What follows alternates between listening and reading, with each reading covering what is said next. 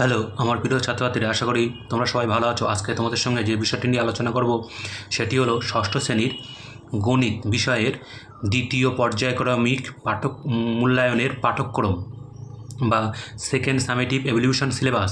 তাহলে সেকেন্ড সামেটিভের যে সিলেবাস সেটার তোমাদের সঙ্গে আলোচনা করব। এর সাথে সাথে আলোচনা করব কত নম্বরের পরীক্ষা হবে, কত সময় ধরে পরীক্ষা হবে এবং প্রশ্নের টাইপ এবং কোন কোন চ্যাপ্টার থেকে কোন কোন ধরনের প্রশ্ন আসবে, সমস্তটা তোমাদের সঙ্গে আলোচনা করব। আশা করি ভিডিওটি স্কিপ না করে পুরোটা দেখবে।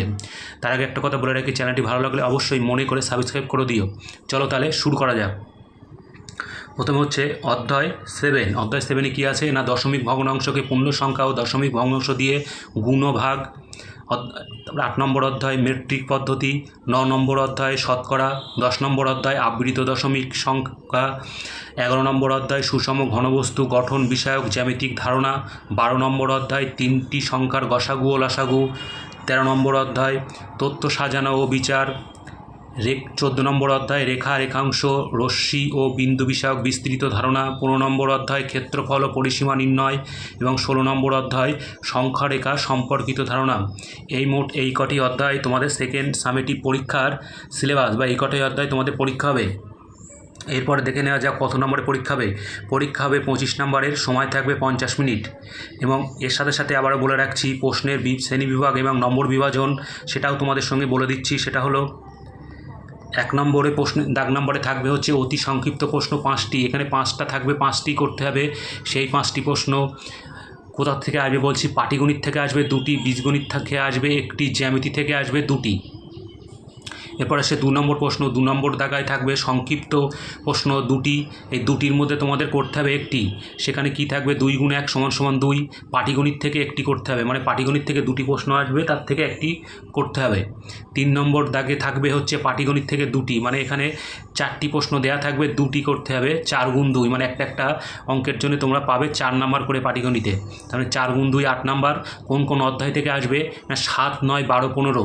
অর্থাৎ 7, 9, 12, 15 অধ্যায় তোমরা একটু দেখে নিতে পারবো। 7 নম্বর অধ্যায় হচ্ছে দশমিক ভগ্নাংশকে পূর্ণ সংখ্যা ও দশমিক ভগ্নাংশ দিয়ে গুণ ও ভাগ। 9 নম্বর অধ্যায় হচ্ছে শতকরা। 12 নম্বর অধ্যায় হচ্ছে 3টি সংখ্যার গসাগু ও লসাগু। 15 নম্বর অধ্যায় হচ্ছে ক্ষেত্রফল ও পরিসীমা নির্ণয়। এই কটি অধ্যায় থেকে কিন্তু তোমাদের পাটিগণিতে 4টি প্রশ্ন আসবে, 2টি করতে হবে এবং প্রত্যেকটি প্রশ্নের জন্য তোমরা 4 নাম্বার করে পাবে। এরপরে তোমাদের বীজগণিত থেকে আসবে 2টি প্রশ্ন, 3টির মধ্যে 2টি করতে হবে। 2 গুণ 2 4। সেখানে অধ্যায় 16। অধ্যায় কী আছে তোমরা দেখে নাও। 16 অধ্যায় আছে হচ্ছে নিয়ন্ত্রিত সংখ্যা ও সংখ্যারেখা সম্পর্কিত ধারণা। এই অধ্যায় থেকে বীজগণিতের 2টি প্রশ্ন আসবে, মানে 4 নাম্বার আসবে এখান থেকে।